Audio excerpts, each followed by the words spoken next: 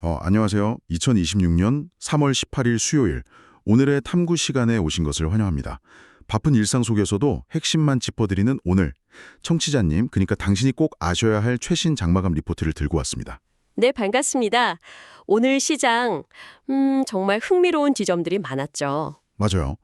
오늘 우리의 미션은 아주 명확합니다. 시장에 지금 극단적인 공포 심리가 가득한데 글로벌 자산 시장은 사상 최고치를 경신하거나 막 폭등하고 있거든요.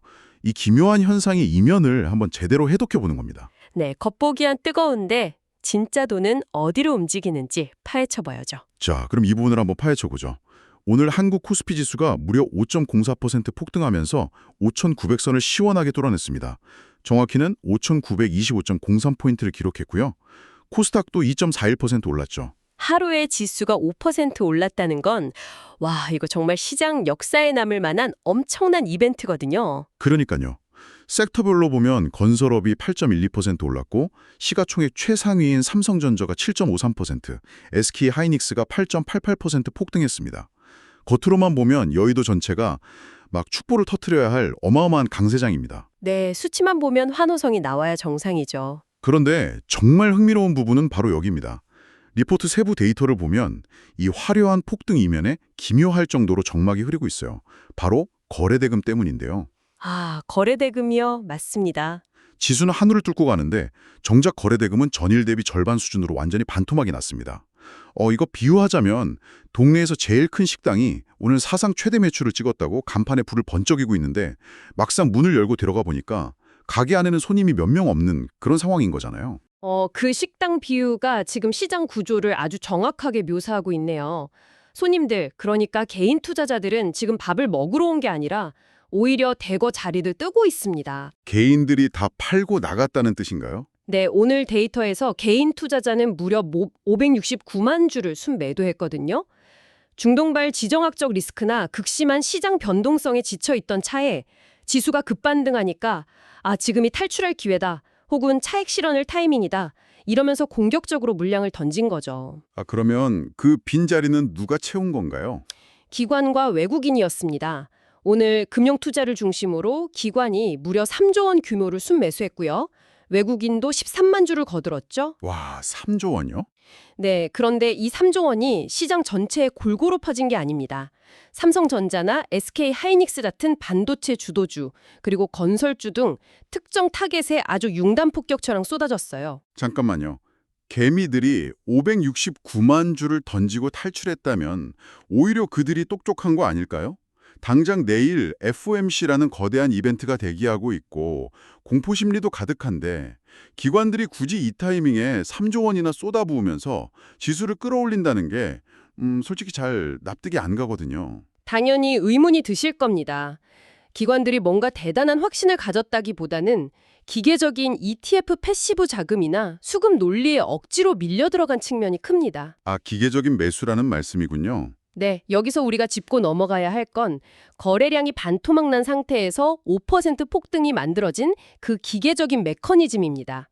주식시장 호가창을 거대한 스펀지라고 한번 상상해 보시죠. 스펀지요? 네, 평소에는 수많은 개인 투자자들이 매수와 매도 양쪽에 촘촘하게 호가를 대놓고 있어서 이 스펀지가 물을 잔뜩 머금은 상태거든요. 누군가 3조 원어치를 사려고 해도 촘촘한 매도 물량 저항에 부딪혀서 가격이 천천히 오릅니다. 물량이 많으니까 한 번에 확 오르지 못하는 거군요. 그렇죠. 그런데 오늘처럼 개인들이 다 탈출해버리면 이 호가창이라는 스펀지가 바싹 말라버립니다. 유동성의 진공 상태가 되는 거예요. 텅 빈 호가창에 기관의 알고리즘 매수세 3조 원이 시장가로 확 쏟아지면 막아줄 물량이 없겠네요. 정확합니다. 저항할 매도 물량이 없으니까 알고리즘은 목표 수량을 채우려고 가격을 1%, 2%, 5% 위로 계속 끌어올리면서 호가를 집어삼킬 수밖에 없는 거죠. 이게 바로 얇아진 호가창, 즉 마이크로 스트럭처의 붕괴가 만들어낸 착시 호가입니다. 호가창이 말라붙어 있어서 오히려 적은 힘으로도 지수가 날아갔다는 거군요. 그렇다면 그 3조 원의 매수 버튼을 누르게 만든 트리거는 뭐였을까요? 리포트 뉴스 헤드라인을 보니까 오늘 이 대통령의 발언이 시장 심리를 강하게 자극했다는 분석이 있더라고요. 네, 맞습니다. 시장은 언제나 명분을 찾거든요. 기관의 거대 자금이 움직일 때는 방향성을 정당화할 촉매제가 필요한데 오늘 정부 차원의 발언이 그 역할을 똑똑히 한 셈이죠. 정치적인 맥락을 떠나서 최고 권력자의 입에서 나온 밸류업 코멘트가 일종의 매수 신호로 작용했다는 거네요. 그렇죠. 특히 외국인과 기관 입장에서는 기업의 주주 환원이나 밸류업 정책 코멘트가 한국 증시의 고질적인 디스카운트를 해소할 구조적 시그널로 읽히거든요. 호가창이 텅 비어 있는데 이런 모멘텀이 뉴스로 타전되니까 퀀트 펀드 알고리즘들이 주저없이 매수 쪽으로 틀어버린 겁니다. 얇은 얼음판 위에서 정책을 하는 바람이 부니까 기관이라는 거대한 밤선이 순식간에 5%나 미끄러져 나갔다. 이렇게 정리할 수 있겠네요. 아주 완벽한 요약입니다. 자, 한국 시장의 이 극적인 움직임을 보고 나니까 자연스럽게 글로벌 시장으로 눈길이 갑니다. 외국인과 기관이 한국에서 3조 원을 쓸어 담을 정도면 당연히 글로벌 자본시장의 심장인 미국 증시도 오늘 막 불을 뿜었어야 앞뒤가 맞잖아요. 네, 보통은 그렇게 기대하죠. 그런데 제가 장마감 리포트 미국 파트를 확인했을 때 진짜 데이터가 오류가 난 줄 알았습니다. 아, 0.00% 말씀이시죠? 네, 미국 S&P 500이 6,722.35, 나스닥 22,374.18, 다우존스 46,946.41, 이 3대 지수의 오늘 등락률이 소수점 둘째 자리까지 정확히 플러스 0.00%입니다. 이게 말이 됩니까? 정말 기묘한 숫자죠. 한국은 5%가 튀어 올랐고 중국 상하이나 유럽 DAX, 일본 니케이 증시도 0.4%에서 0.8%대 상승세를 보였거든요. 그런데 정작 모든 유동성의 진원지인 미국 시장만 완벽하게 제로에 멈춰 있습니다. 마치 롤러코스터가 정상에서 뚝 떨어지기 직전이나 로켓이 발사되기 직전에 딱 멈춰 있는 느낌이에요. 미국 시장은 대체 뭘 기다리면서 숨을 참는 건가요? 이걸 더 큰 그림과 연결해보면 답이 나옵니다. 내일로 다가온 FOMC, 즉 연방공개시장위원회라는 거대한 이벤트를 앞두고 파생상품 시장의 마켓 메이커들이 어떻게 움직이는지를 보셔야 해요. 지수가 0.00%로 끝난 게 거래가 없어서 그런 게 아니라는 말씀인가요? 절대 아닙니다. 오히려 정반대예요. 수천억 달러 단위의 엄청난 자금이 특정 지수대에서 팽팽하게 힘겨루기를 하면서 서로를 상쇄시켜버린 결과입니다. 옵션 시장에서는 이걸 감마 피닝이라고 부르거든요. 감마 피닝이요? 아, 양쪽으로 해칭을 하는 거군요. 그렇죠. 그러면 시장을 조성하는 기관들은 그 옵션들의 위험을 중화시키려고 현물 주식을 기계적으로 사고 팔면서 지수를 특정 가격대에 딱 묶어버립니다.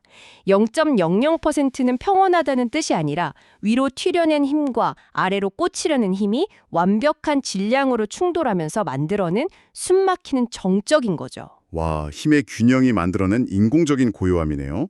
그렇다면 뱅크 오브 아메리카, BOFA가 오늘 리포트에서 경고한 내용도 연결이 됩니다. 글로벌 투자 심리가 6개월 이래 최악 수준이고 시장은 극단적 공포 영역에 진입했다. 증시 저점은 아직 안 왔다고 했거든요. 네, 굉장히 강력한 경고였죠. 보통 극단적 공포라고 하면 사람들이 패닉셀링을 떠올리잖아요. 막 앞다투어 주식을 내다 파는 그림이요. 그런데 왜 주가가 폭락하지 않고 최고점 부근에서 단단하게 버티고 있는 걸까요? 아주 예리한 질문입니다. 과거에는 공포가 투매로 이어지는 게 공식이었어요. 하지만 지금 시장 구조는 다릅니다. 공포를 느끼면서도 팔지 못하는 거대한 하방 지지력이 존재하거든요.